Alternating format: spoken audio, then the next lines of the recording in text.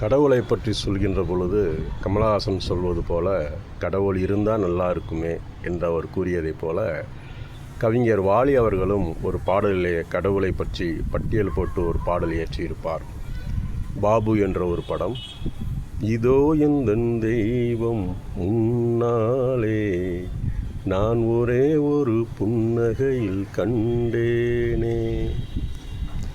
அந்த பாடலின் முதல் சரணம் மிக முக்கியமான சரணம் என்றே கூறலாம்.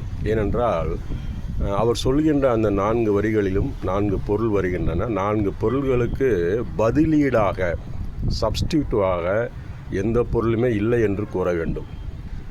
கிருபானந்த வாரியார் ஒரு முறை பேசுகின்ற பொழுது கடவுள் எது என்று கேட்டால் எந்த பொருளுக்கு மாற்றுத்தன்மை இல்லையோ, அதாவது பதிலீடு சப்ஸ்டியூட் இல்லையோ, அது எல்லாமே கடவுள் தன்மை வாய்ந்தது. அம்மாவுக்கு சப்ஸ்டியூட் கிடையாது, சூரியனுக்கு சப்ஸ்டியூட் கிடையாது. அதே போல் அந்த பாடலுடைய முதல் சரணத்தின் 4 வரிகளை பாருங்கள். அவன் பூவிரியும் சோலையிலே மணப்பான், இசை பூங்குயிலின் தேன் குரலில் இனிப்பான், குளிர் மேகமென தாகத்தையே தணிப்பான், தளிர் கொடி விளையும் கனிகளிலே இனிப்பான். முதல் வரி பூக்களுடைய வாசனை, அதற்கு ஈடு இணை இல்லை.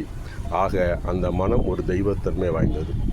குயிலின் குரல், எத்தனை இசைக்கருவிகள் வைத்து இசையமைத்தாலும் இயற்கையாக வரக்கூடிய அந்த குயிலின் குரலுக்கு பதிலீடு எதுவுமே இல்லை. அதே போல் மேகம் கொடுக்கக்கூடிய தண்ணீரின் சுவை, எத்தனை நம்ம கொக்கோ கோலா ஃபேண்டா குடித்தாலும் அந்த பச்சை தண்ணீர் குடிக்கின்ற சுவை, அதற்கு இணையான சுவை வேறு எதுலேயுமே இல்லை.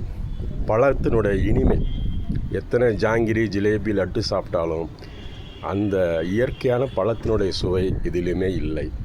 ஆக எந்த ஒரு பொருளுக்கு மாற்று இல்லையோ, பதிலீடு இல்லையோ, அல்லது சப்ஸ்டியூட் இல்லையோ, அது எல்லாமே கடவுள் தன்மை வாய்ந்தது என்று நாம் தெரிந்து கொள்ள வேண்டும். இவ்வளவு அருமையான பாடலை கவிஞர் வாலி அவர்கள் பாபு என்ற படத்துக்காக எழுதியிருப்பார். நாம் எல்லோரும் மீண்டும் அதை இந்த நோக்கிலே கவனிக்க வேண்டும் என்று கூறிக்கொள்கிறேன்.